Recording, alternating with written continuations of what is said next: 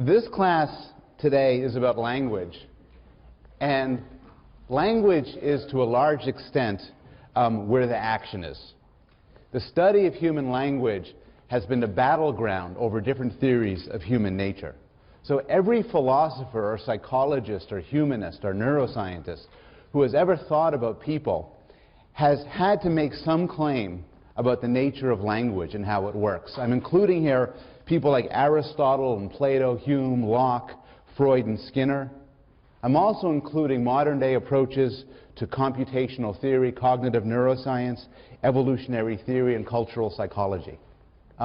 If you hope to make it with a theory of what people are and how people work, you have to explain and talk about language. In fact, language is sufficiently interesting that, unlike most other things I'll talk about in this class, there is an entire field devoted to its study, the field of linguistics, that is entirely devoted to studying the nuances and structures of different languages. Now, I'll first, before getting into details, make a definitional point. When I'm talking about language, I'm meaning systems like English and Dutch and Walpuri and Italian and Turkish and Urdu and what we've seen and heard right now in class in the demonstration that preceded the formal lecture. Now, you could use language in a different sense. You could use the term language to describe what dogs do, or what chimpanzees do, or birds. You could use language to describe music, talk about a musical language, or art, or any communicative system. And there's absolutely nothing wrong with that. There's no rule about how you're supposed to use the word language. But the problem is, if you use the word language impossibly, incredibly broadly, then from a scientific point of view, it becomes useless to ask interesting questions about it. If language can refer to just about everything, from English to traffic signals, then we're not going to be able to find interesting generalizations or do good science about it. So what I want to do is I want to discuss a scientific notion of language, at first restricting myself to systems like English and Dutch and American Sign Language and Navajo and so on. Once we've made some generalizations about language in this narrow sense, we could then ask, and we will ask, to what extent do other systems, such as animal communication systems, relate to this narrower definition? So we could ask in this narrow sense, what properties do languages have, and then go on to ask in a broader sense, what other communicative systems also possess those properties? Well, some things are obvious about language. Here are the questions we will ask. This will frame our discussion today. We'll first go over some basic facts about language.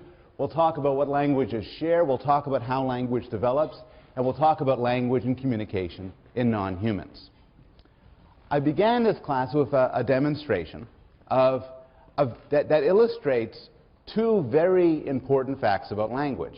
One is that languages all share some deep and intricate universals. In particular, all languages, at minimum, are powerful enough to convey an abstract notion like this.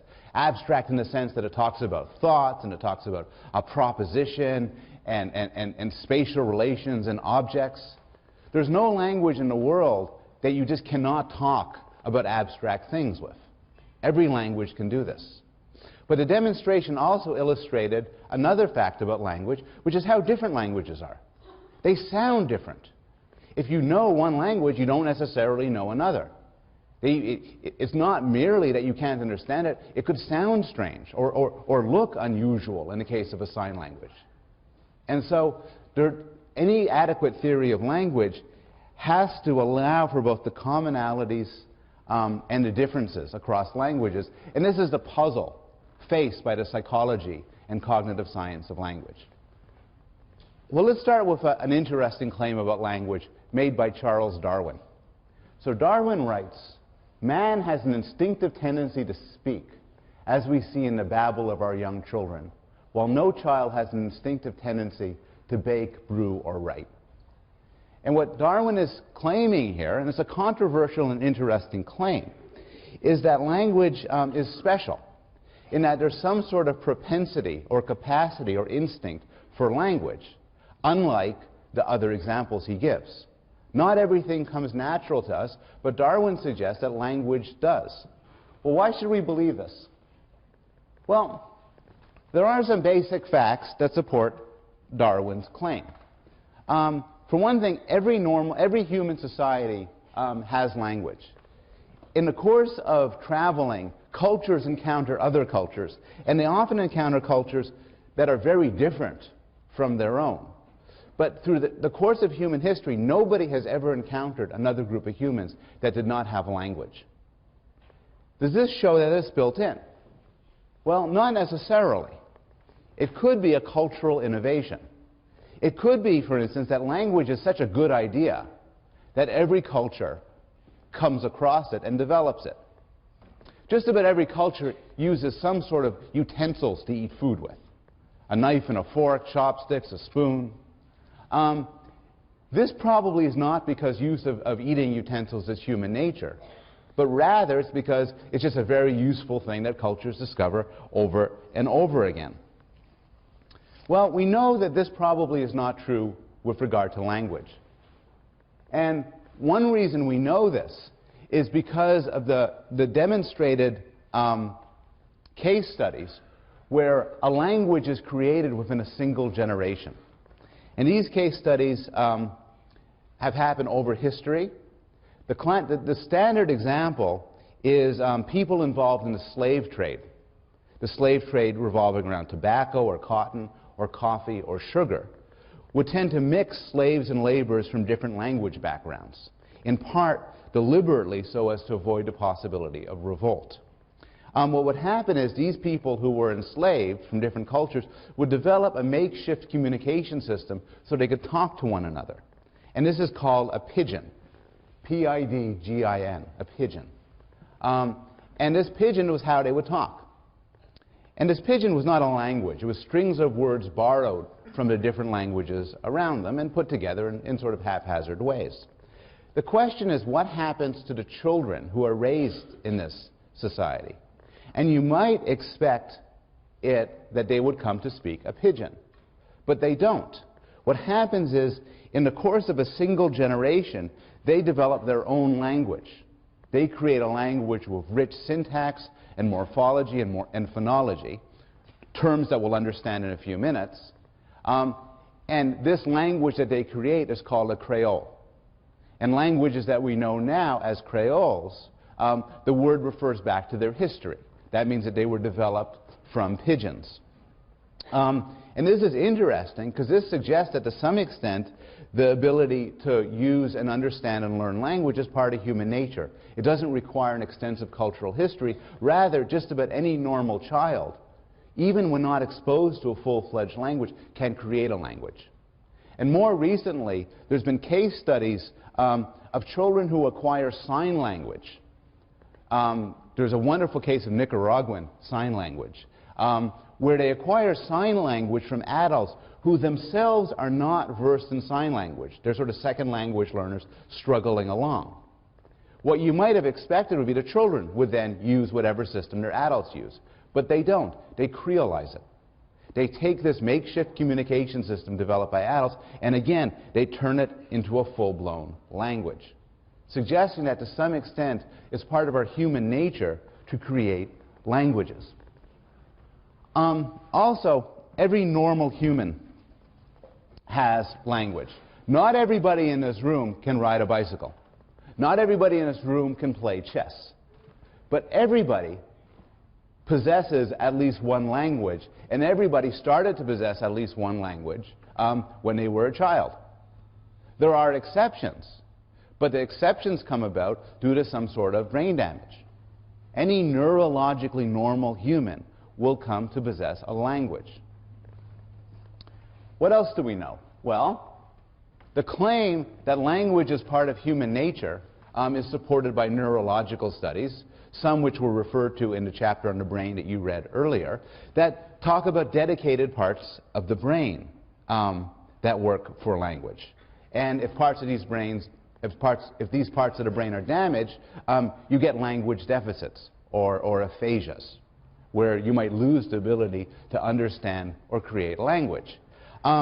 More speculatively, there's been some fairly recent work studying the genetic basis of language, looking at the genes that are directly responsible for the capacity to learn and use language. And one bit of evidence that these genes are implicated is that some unfortunate people have point mutations in these genes, and such people are unable to learn and use language. So, in general, there's some support, at least at a very broad level, for the claim that language is in some sense part of human nature. Well, what do we mean by language? What are we talking about when we talk about language? We don't want to restrict ourselves, for instance, to English or French. What do all languages share? Well, all languages are creative. And this means a couple of things. One meaning is the meaning emphasized by René Descartes. When René Descartes argued that we are more than merely machines, his best piece of evidence for him was the human capacity for language. No machine could do this, because our capacity for language is unbounded and free. We could say anything we choose to say. We have free will. And in fact, language allows us to produce a virtual infinity of sentences. So we could create and understand sentences we never heard before. And there are a lot of sentences. So if you want to estimate how many grammatical sentences under 20 words in English, the answer is a lot. And what this means is that any theory of language use and language comprehension cannot simply appeal to a list. When you understand a sentence I said, you have to have the capacity to understand a sentence even if you've never heard it before. And this is because we could effortlessly produce and understand sentences that no human has ever said before on Earth. Would anybody volunteer to say a sentence, non-obscene, non-derogatory, that has never been spoken before on Earth, ever? Here, I'll start.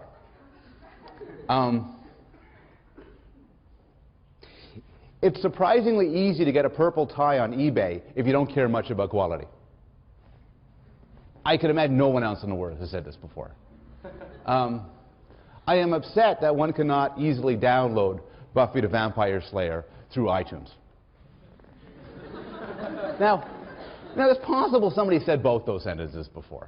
But you probably have not heard them. But you understand them immediately. So how do you do it? Well, you have rules. You have rules in your head. You've learned what the words mean. But you have abstract and unconscious rules that take these words, figure out the order, and in a fraction of a second, give rise to understanding. And that's the sort of thing linguists study. So, take some standard examples from the linguistic study of English.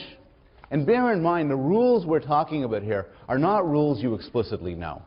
They're automatic rules of the same sort we're going to talk about in the context of visual perception, in that they're implicit and unconscious and not accessible to explicit understanding. So for instance, immediately you read, the pig is eager to eat, versus the pig is easy to eat. And in a fraction of a second, you know there's an important difference. The pig is eager to eat means the state of affairs that we're talking about is when the pig does the eating. The pig is easy to eat is when the pig is being eaten. You see a sentence like, Bill knew that John liked him. And you know, without even knowing how you know, that this could mean that Bill knew that John liked Bill, or it could mean that Bill knew that John liked Fred, but it can't mean that Bill knew that John liked John. The natural interpretation, in fact, is that Bill knew that John liked Bill. The two words co-refer. Contrast that with Bill knew that John liked himself, which only has the meaning Bill knew that John liked John. And this is what linguists do for a living. So if you hear me talking about this and say, I want to spend the next 40 years of my life studying that, you should become a linguist. But that's those are the sort of phenomena that we're interested in. Now, it gets more complicated. Those are examples from syntax. But language has many structures.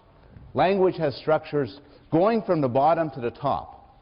All languages, all human languages, have phonology, which is the system of sounds or signs, morphology, which is the system of words or morphemes, basic units of meaning, and syntax, which refer to rules and principles that put together words and phrases into meaningful utterances. And I want to talk briefly about each of these three parts of language before looking at some other issues. I'm indebted here to Steven Pinker's excellent book, The Language Instinct, which provides, I think, a superb discussion of these phenomena, and I'm going to steal some of my examples from Pinker. So, phonology. Phonology is the system of sounds that languages have.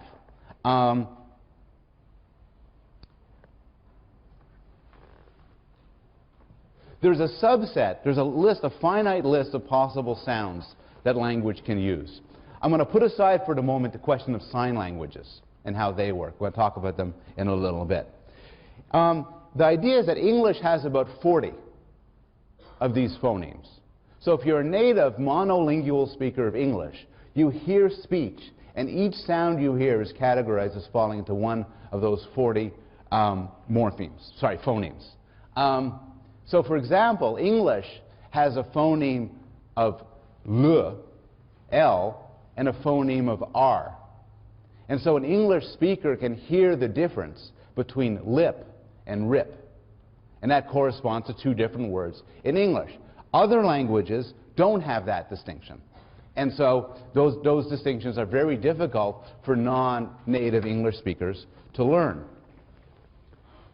So part of what goes on when you learn is you have to learn the language, the phonemes that your language has. Another part of the problem of learning language is you have to figure out what the boundaries are between the words. You have to use sound signals to figure out the boundaries between the words. Now, if the only language you've ever heard is English, that's going to seem like a really weird example of a problem, because you're listening to me speak, and in between each of my words you're hearing a pause. You don't have to be very smart to figure out where one word begins and one word ends. But the pause is a psychological illusion. If you were to talk into an oscilloscope that measured your sound vibrations, there are no pauses between the words. Rather, the pauses are inserted by your mind, as you already know where one word begins and another one ends, and you insert a pause at that point. You could see this when you hear a language you don't already know. So for those of you who have never heard French before, when you hear somebody say, je ne sais pas, you could say, remarkable. French has no pauses between words. And now a French speaker, of course, hears je ne sais pas. For Hebrew, I know one sentence in Hebrew, which I think is a request for the bathroom. But if you don't know Hebrew, there's no pauses. And the truth is, when you each gave your demonstrations, nobody spoke properly. Because nobody spoke, here's the sentence, glorp, fendel, smug, wuggle. Rather, you all sounded like without any pauses. Because I don't know your languages. Children come into the world without knowing any specific language. And so they have to learn pauses. They have to learn to interpret sounds in context. And sometimes they make mistakes. They get problems of segmentation. And there's some illustrations you could see the mistakes if they're trying to repeat back something that's already known within a society. So songs are a good example. These are excerpts from children. I'll never be your pizza burnin'. Anybody figure out what that corresponds to? Beast of burden, very good. A girl with colitis goes by. Somebody? The answer, my friends, they're blowing in the wind. And this is a religious one. Our Father which art in heaven, hallowed be thy name. Lead us not into Penn Station. Now, Phonological understanding illustrates all sorts of aspects of language processing, and in fact of consciousness. Because remember I said that typically when you hear a sentence, you manufacture in your mind gaps between the words.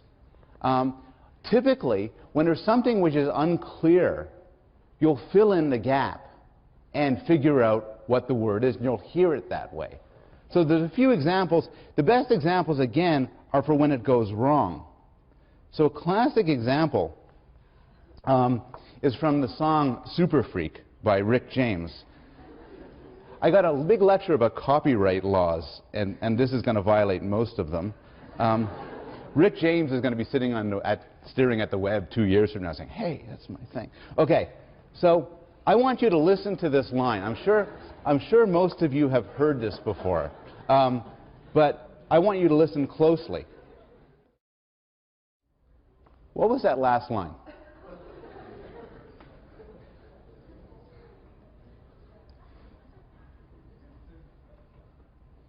The kind of girl you read about. Well, it turns out that nobody really knows. And it sounds to many people who do top-down interpretation, as to me as well, that she's the kind of girl you read about in Newsweek magazine. But that makes no sense at all, given that you don't want to bring home to mama, and she's not the... And in fact, if you check the notes on the song, she's in fact the kind of girl you read about in New Wave magazines. Now, when you listen to it then, again, knowing that, you hear it that way. Now, this is known as top-down processing. Top-down processing is an example of when you know what something is, you hear it that way. And this is extremely useful when it comes to filling in gaps in sounds. In normal conversation, if I'm to say a sentence, you won't hear that as cough, rather you hear sentence. You fill in the gap. This can lead to problems. The problem it's led to in my life revolves around the song Get Crunk. Because I heard Get Crunk, and my children asked me if I would buy them Get Crunk from iTunes. My children are 8 and 10. And now Get Crunk, as I was aware from having heard it before, involves a consistent refrain of Get Crunk, extremely bad word. Get Crunk, extremely bad word. And so I said no. And then they said, well, there's a clean version up. So I downloaded the clean version. Unfortunately, knowing what the clean version, knowing what the word is, means to me the clean version is not very clean. Now, I will add, before people write letters and stuff, this is the clean version. Thank goodness they took away that obscene word. Okay. So top-down processing affects how we hear things. Usually, almost always for the better. And in fact, this is a theme we're going to return to next class when we talk about vision. Because the same thing is going to happen there. How we see the world is often confusing and befuddled, but what we know can clear things up. Same with sound. Morphology is the next level up. Phonology is sounds. Morphology is words. And human language uses this amazing trick described by Ferdinand de Saussure, the great linguist, as the arbitrariness of the sign. And what this means is we can take any arbitrary idea in the world, the idea of a chair or a story or a country, and make a sound or a sign to connect to it. And the link is arbitrary. I mean, you might choose to use the word for dog as woof woof because it sounds like a dog. But you can't use a word for country that sounds like a country. You could use a sign language thing for drink that looks sort of like the act of drinking. But you can't use a sign language word for country that looks like a country. or for idea that looks like an idea.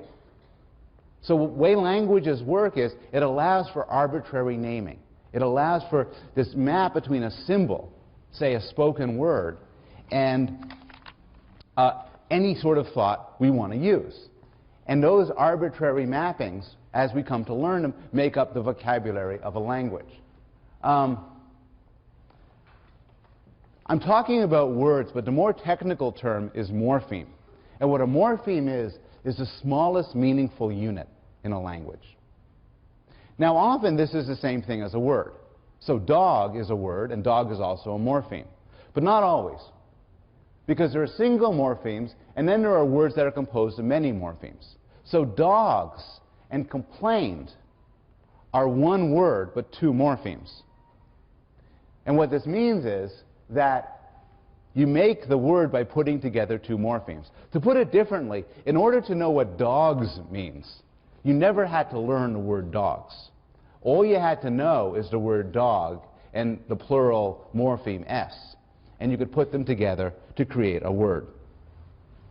How many morphemes does the average speaker know? The answer is fairly startling. The average speaker knows, as a lowball estimate, about 60,000 words. I think the proper estimate is closer to 80,000 or 100,000.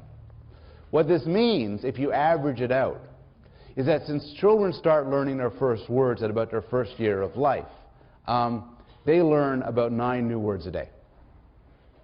And it's not a continuous 9 words every day. It goes up and down depending on the age. But still, the amount of words we know is staggering. How many of you know more than one language pretty fluently? Those of you who know other languages might have in your heads 200,000 words or 300,000 words. And you're accessing them in a fraction of a second. It could legitimately be seen as one of the most astonishing things that people do. Finally, syntax. So we have the sound system of a language, the phonology. We have the words of a language, the morphology. But all that gives you is dog, cup, chair, house, story, idea. That won't allow us to communicate complicated ideas. So the final step in the story is syntax. And syntax refers to those rules and principles that allow us to combine words into phrases and phrases into sentences. And syntax uses another neat trick. And this is defined by Wilhelm von Humboldt as the infinite use of finite media. So here's the question. Your vocabulary is finite. There's just so many words. You have to learn them one by one. But you could produce a virtual infinity of sentences. How can you do that?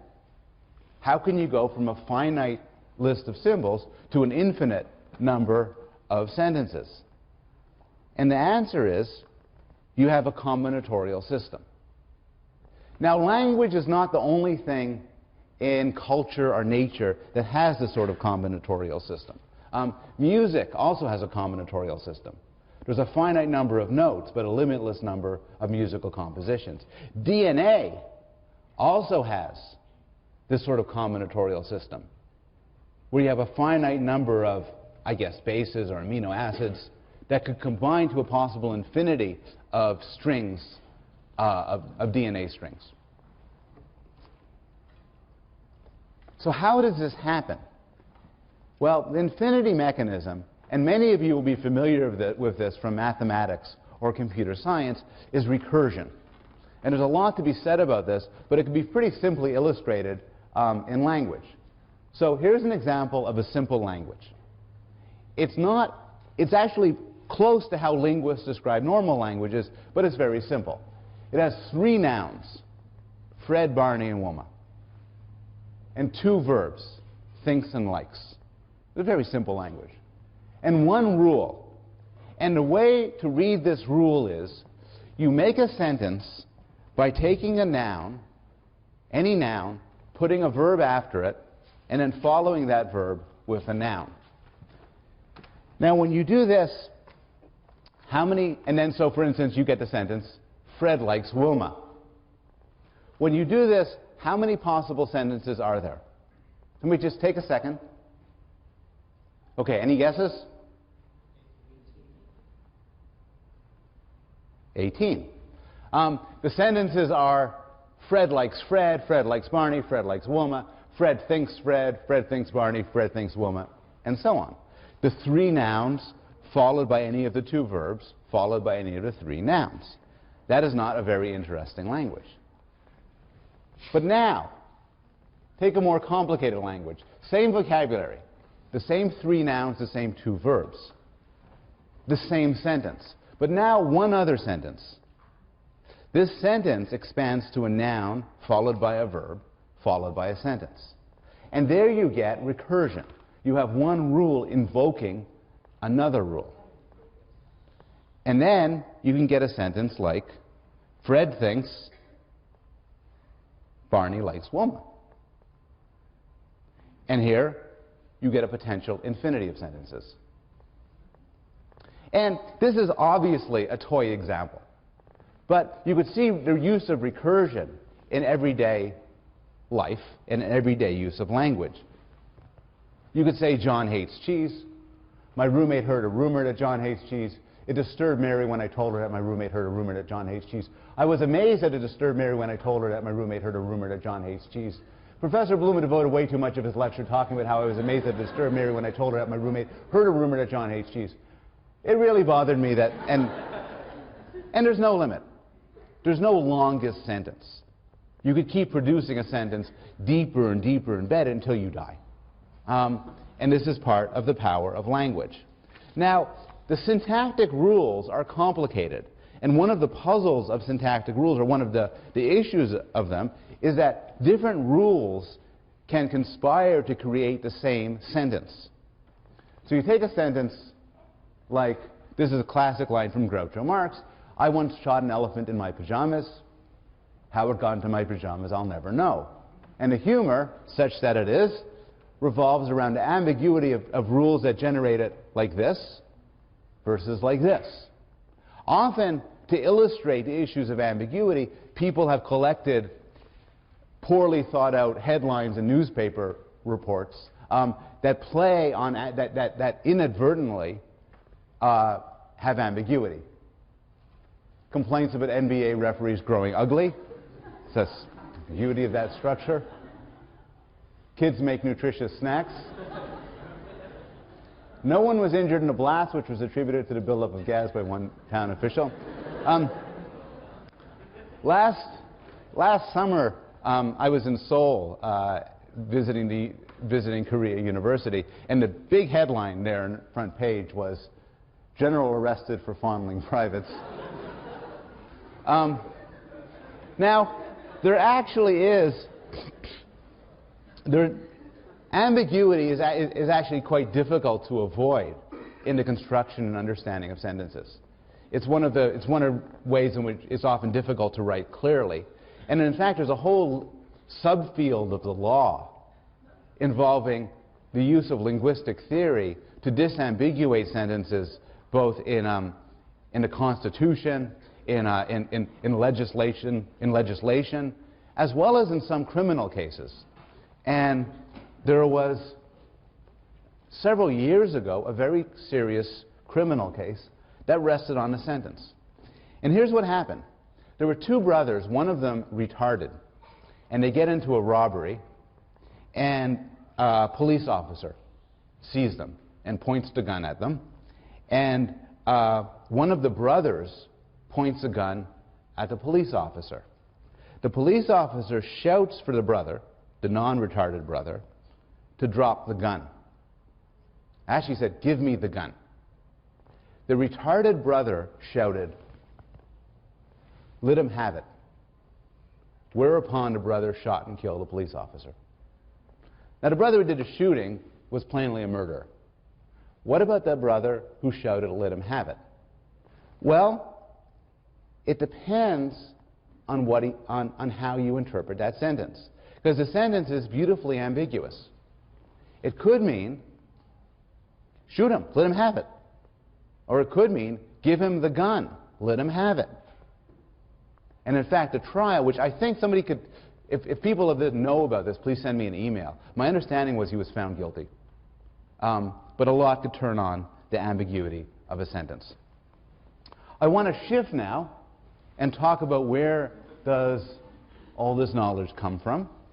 But I'll stop and answer any questions about the material so far. What are your questions? Yes? How does syntax differ from grammar, or are they exactly the same? Syntax, the question is, how is syntax different from grammar? They're exactly the same. Syntax is a more technical term, but it means the same thing as grammar. Yes? You had said that every normal human being is born and uses at some point or another some kind of language. How about, aren't there cases of people who weren't born within a culture kind of grew up, and who never really spoke a language though they were physically normal? Yes, I'm glad you actually asked me about that, because as I said it, I realized it wasn't quite right. The point that was just raised here is, I had said before that everybody who's neurologically normal comes to acquire and learn a language. But what about people who are neurologically normal, but they don't have language around them? And in fact, there's been historically some cases of this. There's been probably apocryphal stories about children who are raised by wolves or by dogs. There are stories, horrible stories, some in the 20th century, about children who are locked away by insane or evil parents and who never learn to speak. There are stories of deaf people who are within certain societies where nobody signs to them. And so they're what's known as linguistic isolates, and they themselves never learn to speak. And those cases are the dramatic exception. And they do tell you something. They tell you that it's not enough to have a brain for language. Somebody does have to use it with you. Interestingly, it doesn't have to be that many people. So Susan Golden Meadow has studied deaf children that nobody signed to. But what she studies is deaf children with deaf siblings. And these children don't just sit there, they create their own language.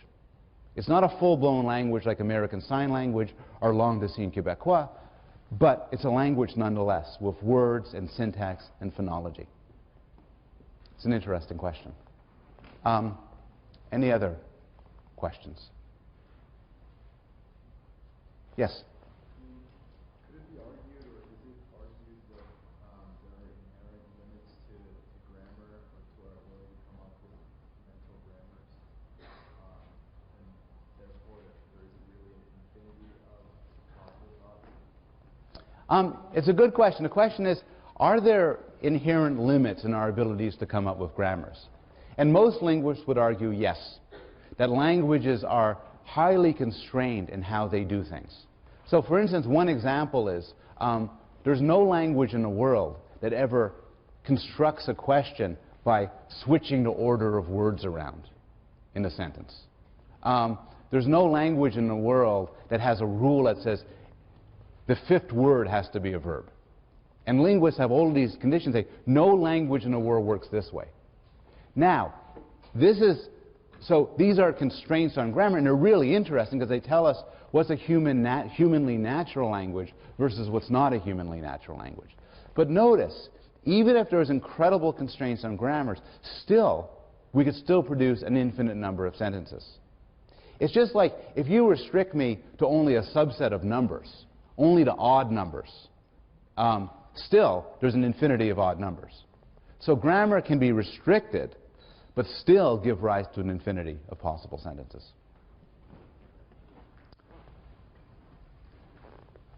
Well, there's a radical claim about the origin of language, associated with the guy who we met when we talked about behaviorism, who wrote the Review of Verbal Behavior, the linguist Noam Chomsky. And Chomsky makes this radical claim. And this is that we shouldn't view language learning as learning at all. Instead, we should view it as something similar to growth. So he says, no one would take seriously the proposal that the human organism learns through experience to have arms rather than wings, or that the basic structure of particular organs results from accidental experience. Language proves to be no less marvelous and intricate than these physical structures. Why then should we not study the acquisition of a cognitive structure like language more or less as we study some complex bodily organ. So you might learn to play baseball. You might learn about the American Civil War. But if Chomsky is right, you didn't learn to speak English. Rather, what happened is you heard English, but the capacity grew in your head in something a lot more similar to the development of arms or legs or a visual system. Well, should we believe this? We know there has to be some effect of the environment shaping language, obviously, because in order to know English, you have to have heard English. In order to know Dutch, you have had to have learned and heard Dutch. And in fact, languages differ in all the ways that we were talking about. Some languages, like English, have a distinction between L and R. Other languages do not. For a language like English, that creature there is referred to with the morpheme dog. That's a historical accident of English. In French, it's chien. And in Greek, it's something else. And each of those 6,000 languages, and people in a room who know other languages say, yeah, in Vietnamese it's this, in Urdu it's this, in Czech it's that. Finally, there's syntax. So English is what's known as a subject-verb-object language. That means if you want to convey the idea that Bill hit John, you would say, Bill hit John. But not all languages work that way. In fact, a majority of languages, more languages, are actually subject-object-verb languages. So you would say, if you wanted to convey that Bill was the hitter and John was hit, Bill, John hit. All of this has to be learned. And all of this has to be learned through exposure to language users. On the other hand, there is considerable evidence that the development of these language skills, in some way, it is similar to growth in the way that Chomsky suggests. So here are some basic facts about language development. One is something which I had mentioned before. All normal children learn language. There can be specific impairments of language. Now again, we spoke about them before when talking about the brain. Some of these impairments could be due to trauma. The aphasias. Trauma, a blow to the head, a stroke can rid you of your language. But also, there are genetic disorders, some falling under the rubric of what's known as specific language impairment, where children are born without the same ability as the rest of us to learn to speak. And these are interesting in many ways. One reason that they're interesting is that they illustrate something about human language. It would not be unreasonable for you to think, before listening to this lecture, look, all you need to have to learn a language is to be smart. Or all you need to have to learn a language is to want to communicate.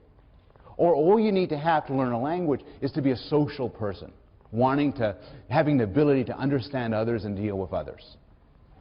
But the case of specific language impairments suggests that all of that is wrong. Because there are children in this world right now who are plenty smart, who really want to communicate, and who are entirely social creatures, but they can't learn language. And this suggests that the ability to learn language and understand language is to some extent separate from these other aspects of mental life. Continuing on this theme, we also know that language is learned without any sort of feedback or training. There are many Americans who believe that they need to teach their children language, and there's a huge industry with DVDs and flashcards and all sorts of things designed to teach their children language. And I think many parents believe that if they didn't persist in using these things, their children would never learn to speak. But we know that that's not true. We know that this isn't true because there are communities where they don't speak to their kids. They don't speak to their kids because they don't believe it's important to speak to their kids. Some linguists would interview adults in these communities and say, why don't you speak to your babies? And these adults would respond, it would be ridiculous to speak to a baby. The baby has nothing to say. you might as well just speak to your dog. And then an American linguist would say, yeah, we speak to our dogs. Americans and Europeans speak to everything and everybody. Other cultures are more picky, and they don't talk to children until the children themselves are talking. This doesn't seem to make much of a difference in language learning. Some studies have motivated by Chomsky's work motivated by Chomsky's critique of Skinner's verbal behavior, have asked, what if we just looked at children within the United States? Don't these children get feedback? And the answer is yes and no. So your average highly educated Western parent does give their children feedback, based on what they say. But they don't typically give feedback based on the syntax or grammaticality of what they say. The example given by Brown and Hanlon in the classic study in the 1970s is they did all these studies looking at what children say and how parents responded. And it turns out parents respond not to the grammatical correctness, but to the affect or cuteness or sociability of the utterance. So for instance, if a child says to his mother, "I loves you, Mummy," it's a very unusual parent to say, "Oh no, the verb agreement is mistaken." You've added a redundant S. It's not appropriate. Similarly, if a child is to say, you know, I hate your guts, Mother. It's an unusual mother. That's wonderful. Subject, verb, object, the whole thing structurally fine. You know, we respond to our kids like we respond to each other, based on the message that's conveyed, not the grammaticality of the utterances. Children make grammatical mistakes all the time, but then they go away, and they go away without correction. So those are some basic facts. What do we know about the time course of language? Well, early on, children start off and they prefer the melody of their own language.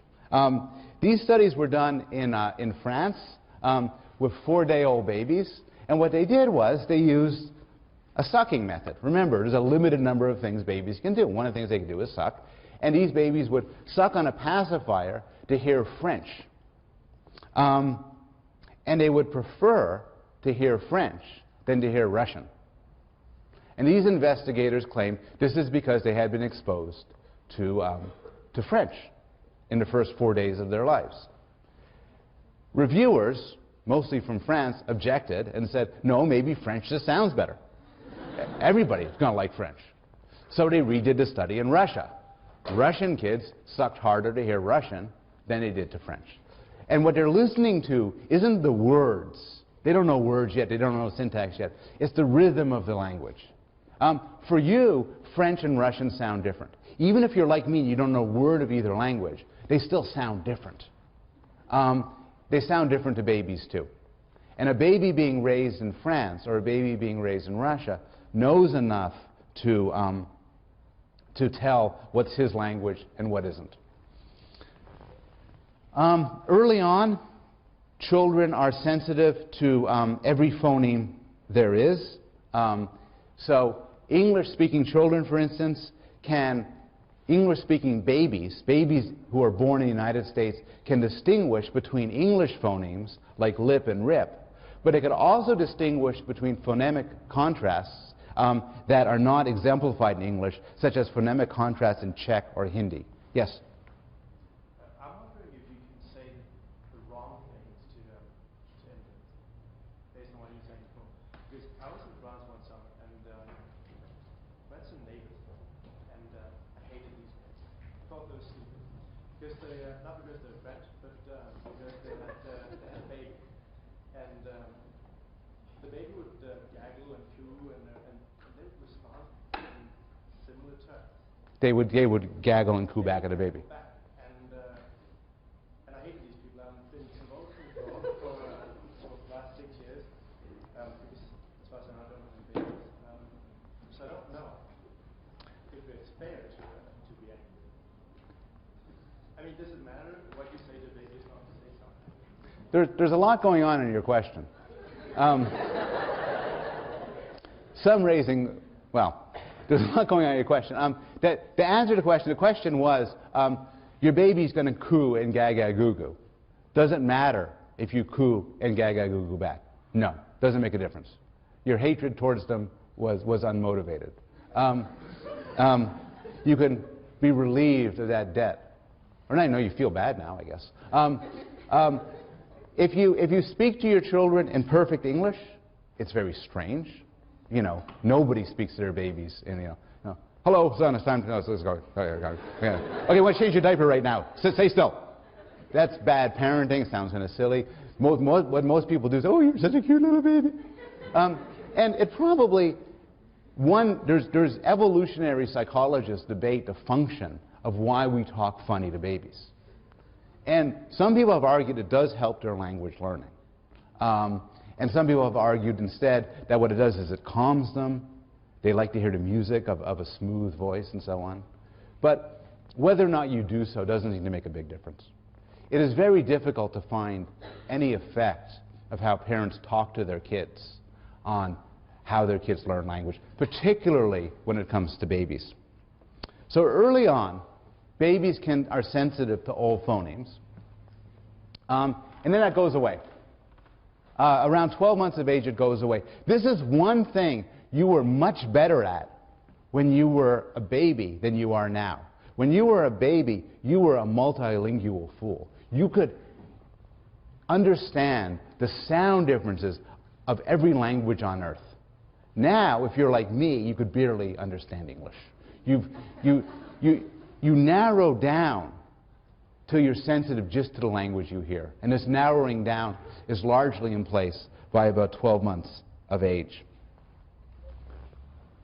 Around 7 months is babbling. And I want to stop at this point to go back to the issue. I promised you I would turn a bit to sign language. And I want to describe now a very elegant, I want to show a little film now of a very elegant series of experiments looking at the question of whether babies who are exposed to a sign language babble.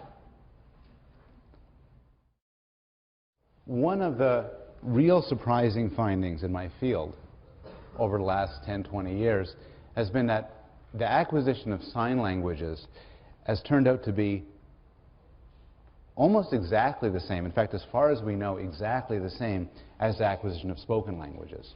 It didn't have to be that way. I mean, it could have been just as reasonable to expect that there'd be an advantage for speech over sign.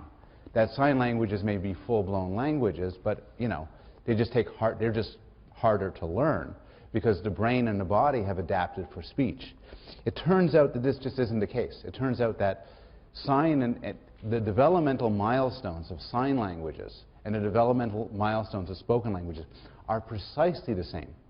They start babbling at the same point. They start using first words, first sentences, first complicated constructions. There seems to be no interesting difference between how the brain comes to acquire and use a spoken language versus a sign language. Around 12 months of age, children start using their first words.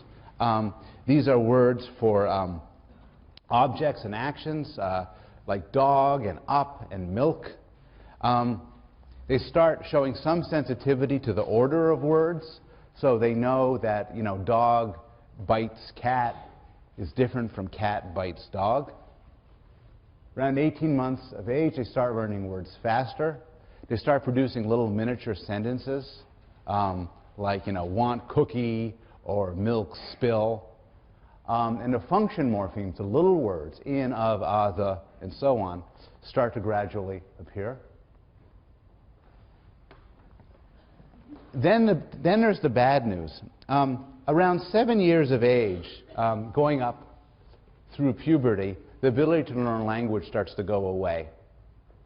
The best work on this has been done by Alyssa Newport and Sam Supala, who have studied people who have been in the United States for many, many years, like 30, 40 years, and seeing how well they have come to speak English. And it turns out the big determinant of how well you speak English as an immigrant isn't how smart you are. It's not how many family members you have when you're here. It's not your motivation. is how old you were when you started. It turns out that if you start learning a language, a second language is where most of the work's been done, within the first few years of life you're fine. You'll speak like a native. But then it starts getting worse and worse. And once you hit puberty, suddenly there's huge variation in the abilities you have to learn language. It is very rare, for instance, for somebody who has learned English past puberty to speak without an accent. An accent is very hard to shake. And it's not just an accent. It's also other aspects of phonology, syntax, and morphology. It's like the part of the brain that's responsible for language learning is only around early in development. And if you don't get your language by then, it'll just run out. I want to begin next class with this question. The question of animals, and that will shut down the language learning part. But one thing I'll put up here is your second reading response. So I'll also put this up on Wednesday, and by Wednesday you might have be in a better position to answer this question. But I'll continue with language on Wednesday, and then we'll also talk about vision, attention, and memory. I'll see you then.